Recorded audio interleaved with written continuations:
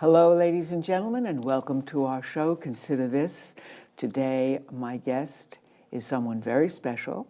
My name is Phyllis Italiano, and my guest is Steve Bellone, who is the supervisor of Bellone, a town just west of us, and he is running for county executive on the Independent, Democratic, and Working Party lines. Wow, Exactly. You got a lot of people behind you. It's a good thing, yes. We got a lot of support. It's great to be here, Phyllis. Thank you. Oh, thanks for coming.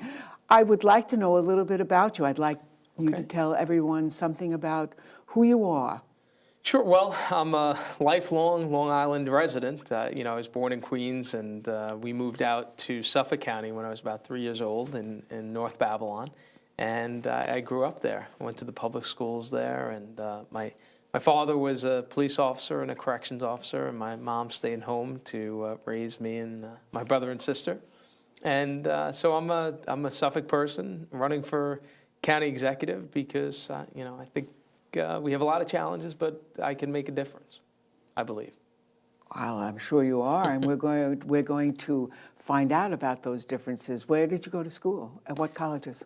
I went actually back to my roots in Queens and graduated from Queens College. And after that, I went into the Army. It's something I had always thought about doing.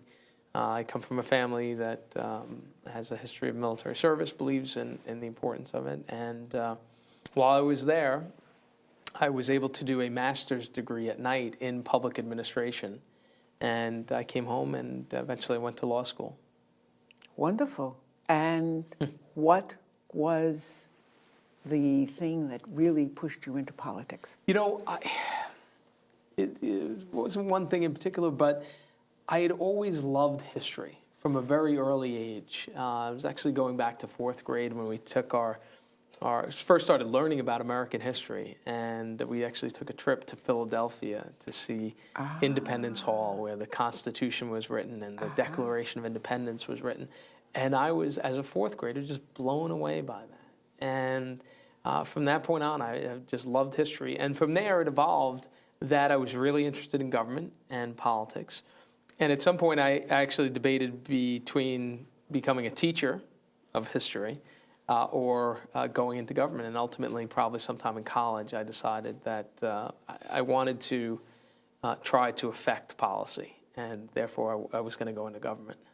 Well, I couldn't agree with you more. It seems to me that as a teacher, I faced the same choices, only in those days, Right. in the ancient history times, women didn't go into politics. So my choices were really limited, and I went into teaching to change the world. Yeah, I had this Joan of Arc complex. I wanted to change the world. Well, there's no better thing to go into than teaching then, and I'm sure you've had a much bigger impact on our world by doing that than most of the politicians I see today. Oh, well, that's true today, yes.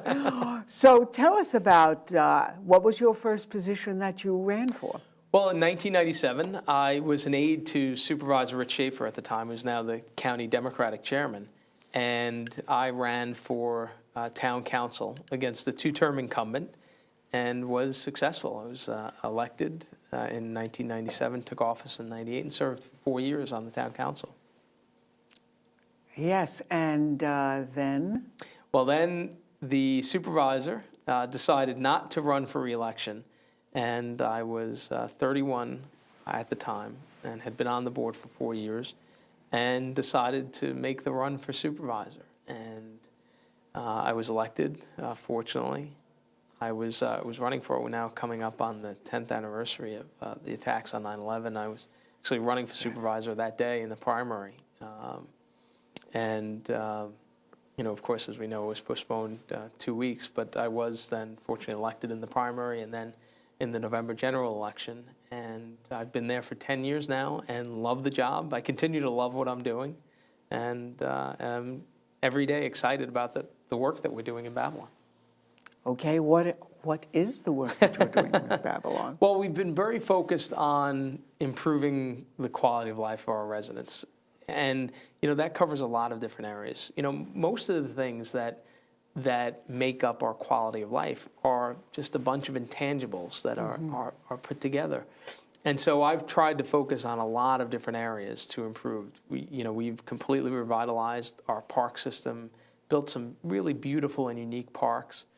In fact, I think it is one of the great mistakes our country has made in the last several decades, that we've invested so little in our public spaces, because the truth is the public spaces are what we all own, and we should be investing most of our public resources into those places.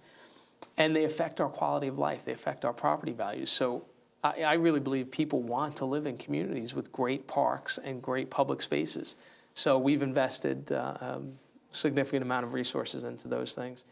Overhauled our road network, rebuilt the entire system, revitalized our downtowns. We're working in communities like Wyandanch, where it's the most economically distressed community on Long Island, but we're revitalizing it, creating economic development and helping change the community and lift people's lives. And also things like beautification.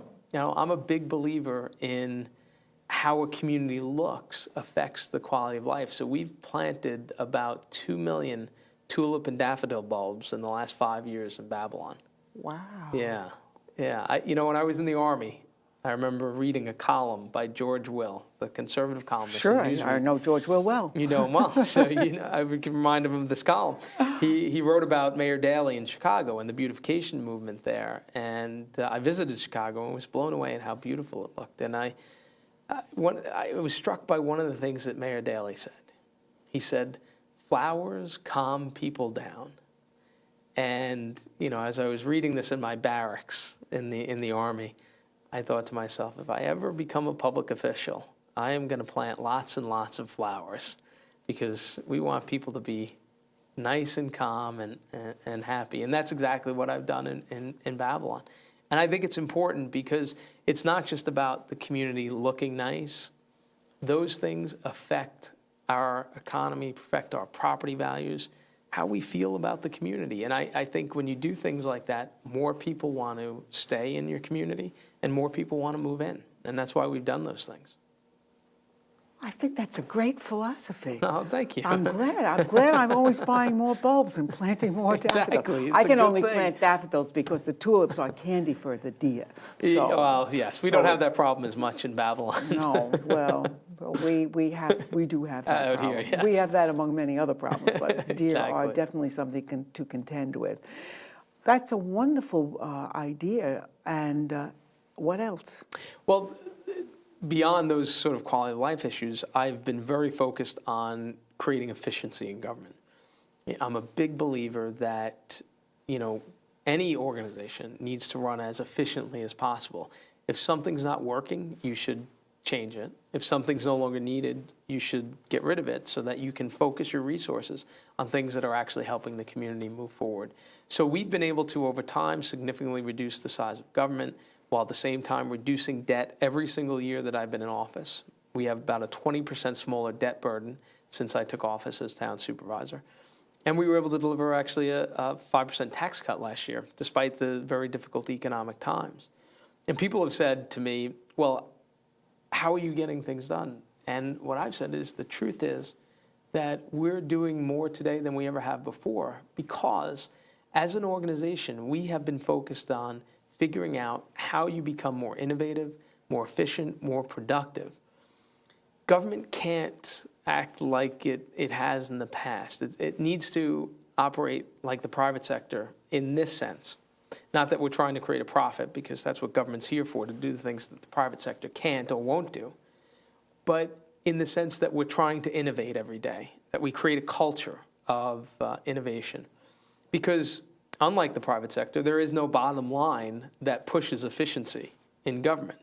In the private sector, if you're not efficient, you will be out of business. In government, we never go out of business. No matter how badly a particular government may perform, we will always be there. But you may get voted out. You're not efficient. You may get voted out, but to a large extent, sometimes the damage can be done. So if you want your government to operate as efficiently as possible, you really need to build accountability structures into the organization. We've done that in Babylon. We've broken down the functions of our government into its component parts, and we now know every aspect of our government and how it's performing. And we continue every day to work to make it better.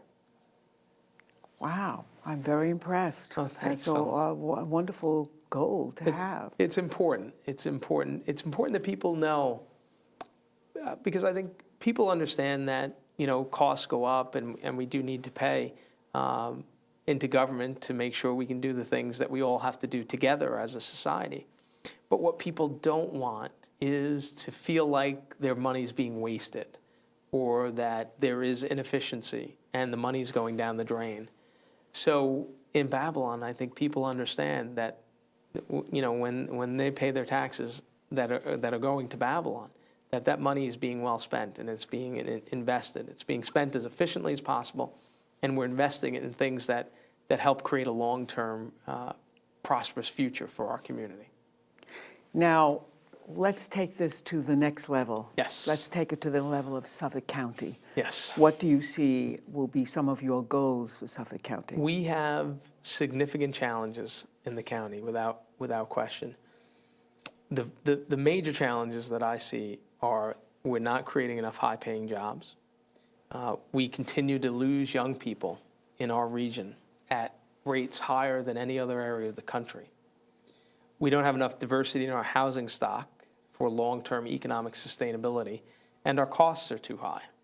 Those four major regional challenges are sort of feeding off of one another and strengthening each other in a way that poses long-term systemic risk for our economy.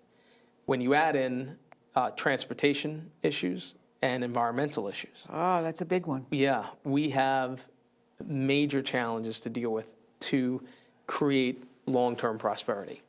So those are the things that I intend to work on if I become the next county executive, and to focus on like a laser. The county should be, to the extent feasible, focused exclusively on those big issues.